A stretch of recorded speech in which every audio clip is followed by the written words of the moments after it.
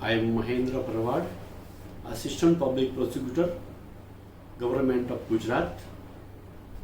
I am going to deliver a lecture on Evidence Act, particularly on basic knowledge of evidence and different kinds of evidence.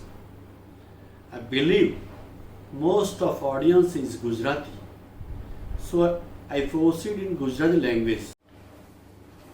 પુરાવાનો કાયદો 3 વિભાગમાં છે. Section 1 થી 55, એમાં section 1 થી 4 માં વ્યાખ્યાઓ છે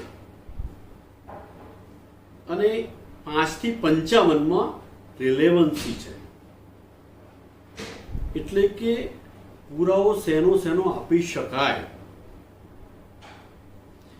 અથવા કોર્ટ કયો પુરાવો સ્વીકારી શકે, જે હકીકત છે એના સંદર્ભે જ હોવું જોઈએ. એ કલમ 5 થી 55 માં આવે છે. એ સિવાયની કોઈ વાત હોય તો કોર્ટમાં રજૂ કરી શકાય નહીં, અથવા જો કોર્ટ આપણને અટકાવે તો 5 થી 55 પડે છે બતાવીએ તો કોર્ટ આપણને પુરાવો આપવા દે. હવે વાત સેક્શન 56 થી 100 ની આવે છે. ઓન પ્રૂફ, કઈ રીતે પુરાવો રજૂ કરી શકાય, આ બીજો ભાગ છે. એમાં પુરાવો રજૂ કરી શકાય એવી વસ્તુઓને આપી છે અને પાર્ટ 3 101 થી 167 એમાં પ્રોડ્યુસ ઇફેક્ટ કઈ પ્રક્રિયાથી કોર્ટ સ્વીકારી શકે, એપ્રિસિએશન ઓફ રેકોર્ડ. હવે આપણે થોડી વ્યાખ્યા જોઈ લઈએ, જેનાથી પ્રાઇમરી માણસ સમજી શકે. લોના વિદ્યાર્થીઓ છે, જુનિયર લોયર છે, ન્યાયતંત્ર સાથે જોડાયેલા અન્ય વ્યક્તિઓ છે, એ સમજાય એકદમ સરળ ભાષામાં હું સમજાવું છું કે પહેલી વસ્તુ છે હકીકત. It is fact. What is fact? વ્યાખ્યા એવી છે, ઇન્દ્રિય ગોચર વસ્તુ અથવા વસ્તુઓની સ્થિતિ, કોઈ વ્યક્તિને તેનું ભાન હોય તેવી વસ્તુઓની સ્થિતિ. આમ જોવા જઈએ તો આ ડેફિનેશન થોડી હાર્ડ લાગે છે. ઇન્દ્રિય ગોચર વસ્તુઓની સ્થિતિ, ઇન્દ્રિયો એટલે માણસની જે ઇન્દ્રિયો છે એનાથી જે અનુભવી શકાતી હોય તેવી વસ્તુઓની સ્થિતિ. એટલે સામાન્ય રીતે આપણે સામાન્ય જેને હકીકત કહીએ છીએ એ જ સેન્સમાં છે.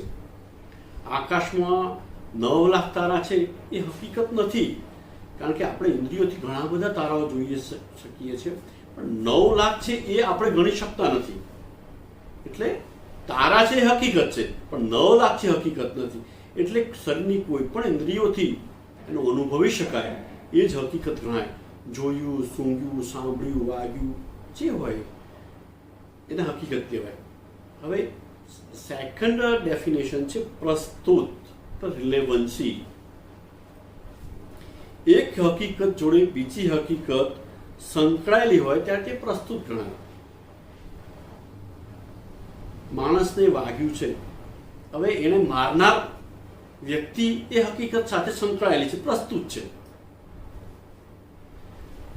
એને ગુજરાતીમાં એકદમ સરળ ભાષામાં કહીએ તો લેવા દેવા.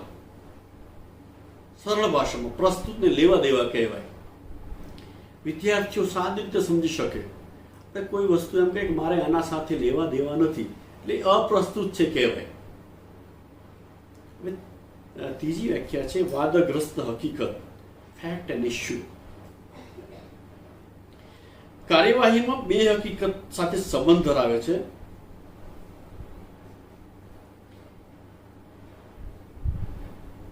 એક પ્રતિપાદિત કરે છે અને બીજો એનો વિરોધ કરે છે અથવા ઇનકાર કરે છે, એટલે વાદગ્રસ્ત હકીકત થઈ. એ બીનું ખૂન કર્યું છે, એમાં ફરિયાદી એવું કહે છે કે આ વ્યક્તિનો ઈરાદો અને એની મગજની સ્થિતિની ઉશ્કેરાટ એટલું હતું કે આણે એનું મર્ડર આ હથિયારથી કર્યું. હવે આમાં વાદગ્રસ્ત હકીકત એ છે એનું મર્ડર થયું, ઉશ્કેરાટ હતો, એને કયું હથિયાર વાપર્યું, એની મગજની શું સ્થિતિ હતી. એક માણસ ફરિયાદી આ બધી વસ્તુ પ્રસ્થાપિત કરવાનો છે, બીજો એને ઇનકારવાનો છે. એટલે બંને વચ્ચે આ હકીકત વાદગ્રસ્ત છે. એટલે વાદગ્રસ્ત હકીકત. સીલમાં જે પ્લીડ થયું હોય અને સ્ટેટમેન્ટમાં જે એને ડિનાય કરતો હોય અને જે ઇસ્યુ ઊભા થાય એને વાદગ્રસ્ત હકીકત કહેવાય. ત્યાર પછીનો છે દસ્તાવેજ. દસ્તાવેજ લેખિત દાખલો જે આપણે સમજીએ છીએ એ જ. લેખિત શબ્દ સહેજ સંકુચિત અર્થમાં છે.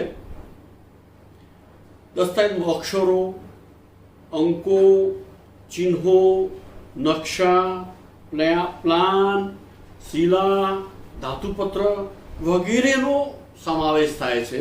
દસ્તાવેજ કોઈ ભૌતિક વસ્તુ છે કે જેને કોઈ જગ્યાએ રજૂ એ પુરાવા તરીકે રજૂ કરી શકાય. ઇટ મીન ઉપાડી લઈ જવાના સેન્સમાં નથી, પણ એ કંઈક પુરાવો છે, કંઈક વસ્તુ છે, મૌખિક વસ્તુ નથી. પુરાવો જેની તપાસ ચાલતી હોય તે હકીકત સંબંધી કોર્ટને સાક્ષી સમક્ષ કથન કરવાની પરવાનગી આપવામાં આવે એને પુરાવો કહેવાય. કોર્ટ સમક્ષ કોઈ કથન કરવાની પરવાનગી આપવામાં આવે એને પુરાવો કહેવાય. જ્યારે ટ્રાયલ ચાલતો હોય એ પ્રક્રિયાને જ પુરાવો ગણાય, એ સિવાય પુરાવો ગણાય નહીં.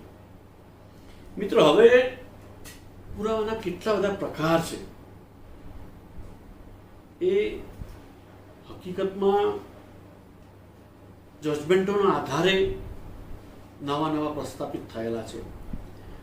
પુરાવાના કાયદામાં બહુ લિમિટેડ જાણવા મળે છે, પણ ના વિશ્લેષણ થયા પછી અને ઘણા બધા ન્યાય નિર્ણયો વાંચ્યા પછી ના ઘણા બધા પ્રકાર છે. એ પ્રકાર આપને હું એકદમ શોર્ટમાં અને સરળ રીતે સમજાવું. પ્રત્યક્ષ પુરાવો. જે સાહેબે જાતે તેની ઇન્દ્રિય ગોચર અનુભવી હોય તેવું વસ્તુ કોર્ટ સમક્ષ કે એ પ્રત્યક્ષ કહેવાય. જે વ્યક્તિ કોર્ટમાં એને જે સાક્ષી પુરાવો આપે છે એનો અનુભવ પોતાને છે. મેં બનાવ જોયું, મને વાગ્યું, મેં આ વસ્તુ અકસ્માત જોયો વગેરે વગેરે. આ બધા પ્રત્યક્ષ પુરાવા છે. અથવા અસલ દસ્તાવેજ એ પણ પ્રત્યક્ષ પુરાવો છે. નંબર 2 છે પરોક્ષ પુરાવો. જે પુરાવો પ્રત્યક્ષ નથી એ પરોક્ષ પુરાવો કહેવાય. બીજી ભાષામાં કહીએ તો કહેલો સાંભળેલો, કર્ણો પકર્ણ. પ્રત્યક્ષ પુરાવો નથી. એનું વચન કોર્ટમાં ઘણું ઓછું હોય છે. આગળનો છે વાસ્તવિક પુરાવો. કોર્ટ એટલે રિયલ એવિડન્સ. કોર્ટ જેનો અનુભવ કરી શકે, કોર્ટમાં એ ભૌતિક વસ્તુ રજૂ કરી શકાય અથવા કોર્ટ જે જોઈ શકે. ધારો કે મુદ્દામાલ હથિયાર છે, એ રિયલ એવિડન્સ છે. કોર્ટ કોઈ જગ્યાએ સ્થળ ઉપર કોઈ પાર્ટી અરજી આપીને ત્યાં જોવા જાય એ રિયલ એવિડન્સ છે. કોર્ટે જાતે અનુભવ કર્યો છે, એ જોઈ શકે છે, એટલે એને રિયલ અનુભવ કે વાસ્તવિક પુરાવો. ત્યાર પછી આવે છે સંયોગિક પુરાવો. ઘણીવાર આપણે સર્કમસ્ટેન્શિયલ એવિડન્સ કહીએ છીએ. એનું જરા ટૂંકમાં સમજાવું તો એ પુરાવો પ્રત્યક્ષ નથી. આગળ આપણે જોઈએ કોઈ માણસને ઇન્દ્રિયોથી એનો અનુભવ નથી થયો, કોઈ જોયું નથી, સાંભળ્યું નથી, અનુભવ્યું નથી, પણ કડીબદ્ધ રીતે સંજોગો સર્જાતા જાય છે. કોર્ટ એ હકીકત માનવા સિવાય કોઈ વિકલ્પ ઉપસ્થિત થતો નથી. એટલે એવા સંજોગો મળે છે બધી બાજુના, એવી કડીઓ જોડાતી જાય છે, કોર્ટને તે સંજોગો માનવા પડે છે. આવા પુરાવાને સંયોગિક પુરાવો કહેવાય. મૌલિક પુરાવો, ઓરિજિનલ એવિડન્સ. જે હકીકતનું અસ્તિત્વ સ્વતંત્ર રીતે માની શકાય, આ વસ્તુ છે જ, એને મૌલિક પુરાવો કહેવાય. એ સામાન્ય રીતે છે કે માણસ આ કહે છે મૌલિક છે, આ રજૂ કરીશું મૌલિક છે. ત્યાર પછી આવે છે પ્રાથમિક પુરાવો. પ્રાથમિક એટલે અસલ દસ્તાવેજ, અસલ પેપર જે રજૂ કર્યા તે પ્રત્યક્ષ પુરાવો છે. એક પ્રકારનો અસલ દસ્તાવેજ પ્રાથમિક પુરાવો છે. ગૌણ પુરાવો, દસ્તાવેજોની નકલો છે, આગળ આપણે 65માં જોઈશું, એ ગૌણ પુરાવો છે. એ અસલ દસ્તાવેજ નથી, પણ કાયદા એને અસલ દસ્તાવેજોના વિકલ્પમાં પરવાનગી આપીને પુરાવો રજૂ કરવા માટે સ્વીકાર્યા છે. ગૌણ પુરાવા છે, અને એકવાર સ્વીકાર્યા પછી એનું વજન અસલ દસ્તાવેજ જેટલું જ રહે છે. ત્યાર પછી આવે છે હિયરસે એવિડન્સ.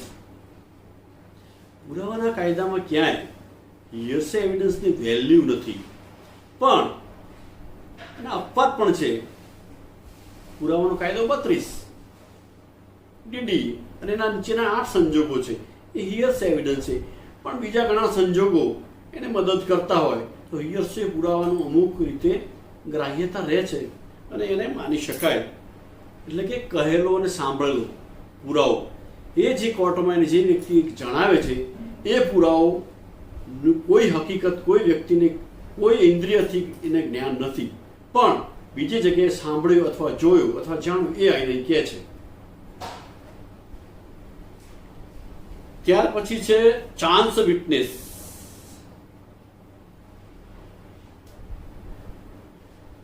કોઇન્સિડન્ટલી કોઈ વિટનેસ બનાવ સ્થળે પહોંચી જાય છે. Accidentally any witness is reach at the place of incident. It's called chance witness. પછી એનું વજન કોર્ટે કઈ રીતે મૂલવવું, ચાન્સ વિટનેસ રિલાયબલ છે કે નથી એ કોર્ટે જોવાનું છે, કારણ કે ત્યાં કઈ રીતે પહોંચવું, is he right or wrong, એ કોર્ટે જોવાનું છે. Interested witness. આપણે ઘણી વાર ઇન્ટરેસ્ટેડ વિટનેસ નામ સાંભળ્યું છે.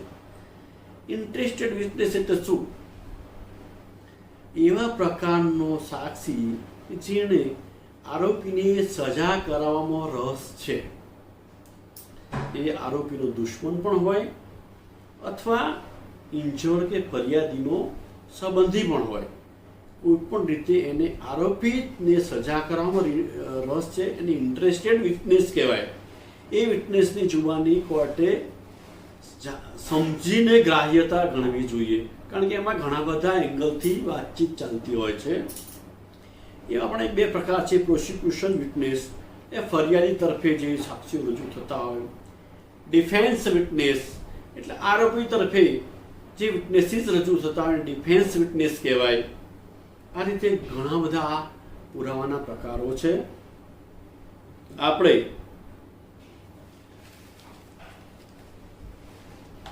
કયા પ્રકારનો પુરાવો રજૂ કરવાનો છે એ જાણી લેવાનું, સમજી લેવાનું. એનું રિલાયબિલિટી કેટલી છે, કોર્ટ સ્વીકારશે કે નહીં, એ જાણ્યા પછી આપણે એને કઈ રીતે રજૂ કરવું એ ફરિયાદી જાણવાનું છે, અને કઈ રીતે ક્રોસ કરવી ડિફેન્સ લોયરનું કામ છે. એટલે કયા પ્રકારનો પુરાવો છે અને કોર્ટ એના પર કેટલી રિલાયબલ થશે એ અગત્યનું છે. એટલે હું માનું છું કે પુરાવાના પ્રકાર વિશે આપણને પ્રાથમિક સમજ મળી ગઈ હશે. હવે નેક્સ્ટ આપણો મુદ્દો હશે દસ્તાવેજી પુરાવા. એ હવે નેક્સ્ટ સેશનમાં લઈશું. Thank you.